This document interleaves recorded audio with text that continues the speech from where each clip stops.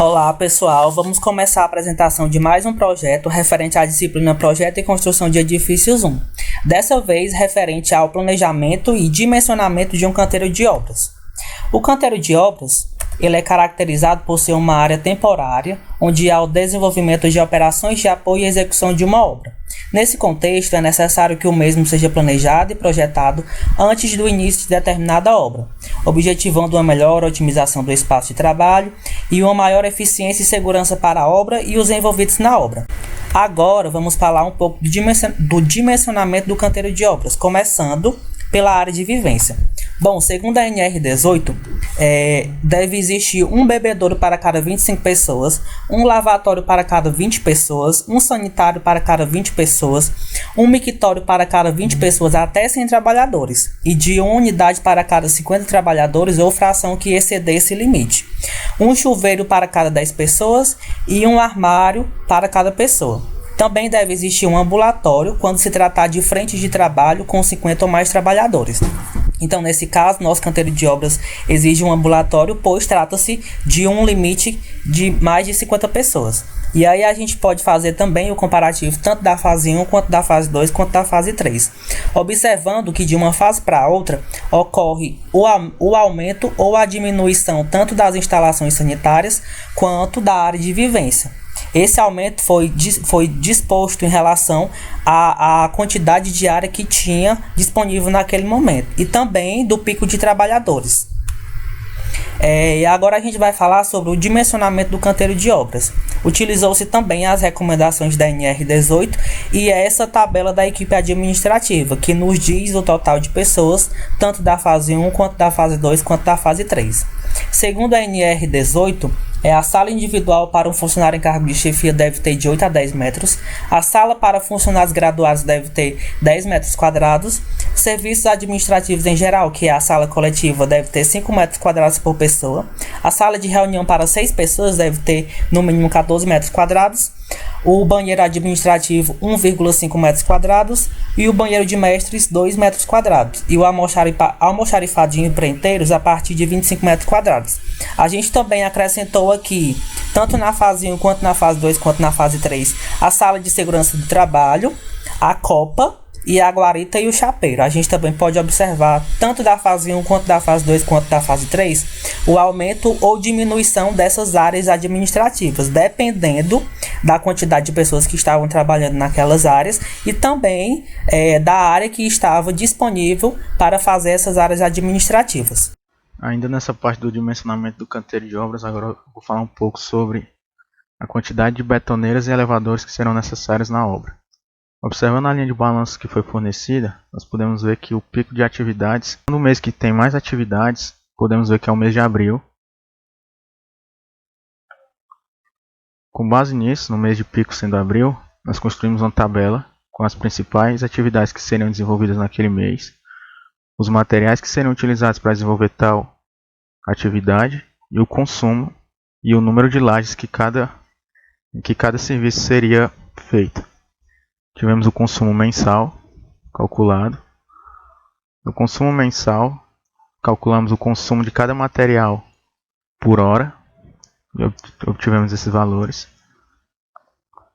Como o concreto é usinado, o concreto não foi levado em consideração para o dimensionamento das betoneiras.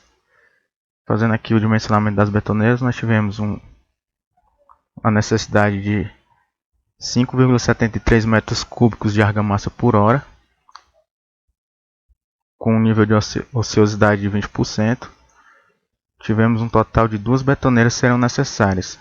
As betoneiras são do tipo autocarregável, de 580 litros, que misturam 4,8 metros cúbicos de concreto ou argamassa por hora. Já o elevador, tivemos que o nosso elevador nesse principal mês de pico vai carregar tijolos, cerâmicas, argamassa e gesso em pó. Fazendo o dimensionamento também com nível de ociosidade de 20%, tivemos um total de um elevador do tipo que tem a cabine com 1,40 m por 2,70 m e 2,50 m, com a capacidade de carga de 1.000 kg e uma velocidade de movimento de 30 metros por minuto. Agora falando um pouco sobre as áreas de estoque do nosso canteiro de obras por cada fase. Na fase 1 teremos essas áreas de estoque, na fase 2 teremos essas, e na fase 3 teremos essas aqui. Aqui é especificada as medidas das baias em metros cúbicos, das caixas d'água também em metros cúbicos, e da central de argamassa, como é um ambiente, nós especificamos essa medida em metros quadrados. Aqui também temos as baias, também especificadas em metros cúbicos, a central de formas, as caixas d'água, um estande de vendas. Como também é um ambiente, nós especificamos essa medida em metros quadrados.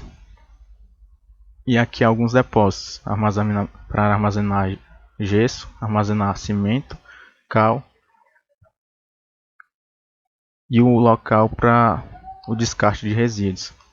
Fase final da obra, estoque de placa de gesso, armazenamento de cerâmicas, um ambiente para recolhimento de material e também o descarte de resíduos, armazenamento de gesso, armazenamento de cimento, uma central de argamassas que vai continuar em operação desde a fase 2. E é basicamente ambientes de estoque que nós temos no nosso canteiro de obras.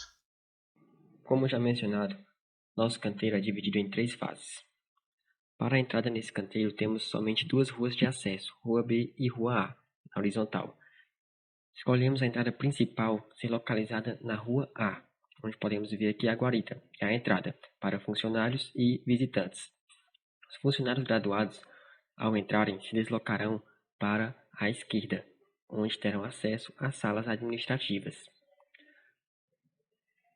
Já os demais funcionários se deslocarão para a direita, onde terão acesso ao vestiário, que estes podem se trocar e ir para seus postos de trabalho. Temos também, na fase 1, mais 3 entradas, 2 para recebimento de materiais e uma de acesso de veículos. Temos também, na fase 1, uma central de argamassa, uma central de forma e um refeitório, este colocado estrategicamente próximo aos postos de trabalho.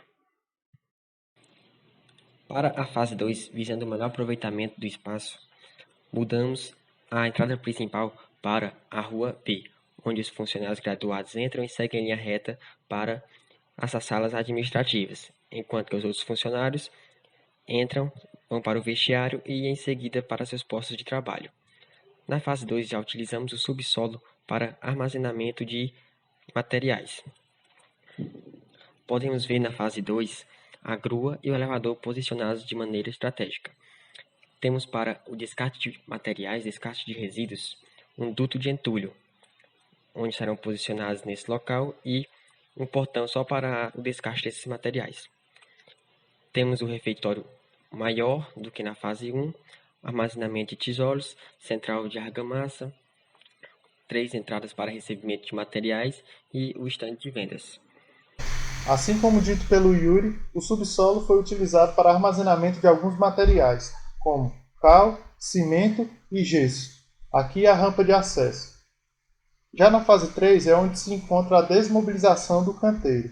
Continuamos com áreas de recebimento de materiais vindo tanto da Rua A como da Rua B, o estande de vendas, área de armazenamento de gesso e de argamassa.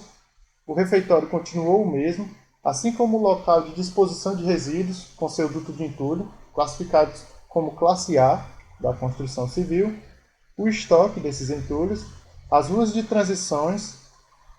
Aqui encontra-se o armazenamento de cerâmica, onde logo abaixo tem o estoque de portas e o estoque de placas de gesso, grua e elevadores bem definidos, guarita e chapeiro. E aqui foi adicionado o ambulatório e aumentado o almoxarifado e o vestiário, em vista de ter sobrado espaço, já que as salas administrativas agora estão dispostas dentro da edificação, sendo elas distribuídas da seguinte maneira: copa, sala de reunião, sala de técnicos e serviços administrativos, e entre eles o banheiro feminino, ao lado do banheiro masculino a segurança do trabalho e a sala de engenharia. Bom, em relação às considerações finais, o objetivo inicial ele foi alcançado, pois foi possível planejar o canteiro de obras levando em consideração todas as suas etapas. Além disso, também foi possível aplicar muitos conhecimentos teóricos na prática, fazendo assim uma relação teoria e prática que é de extrema importância para a formação acadêmica dos discentes.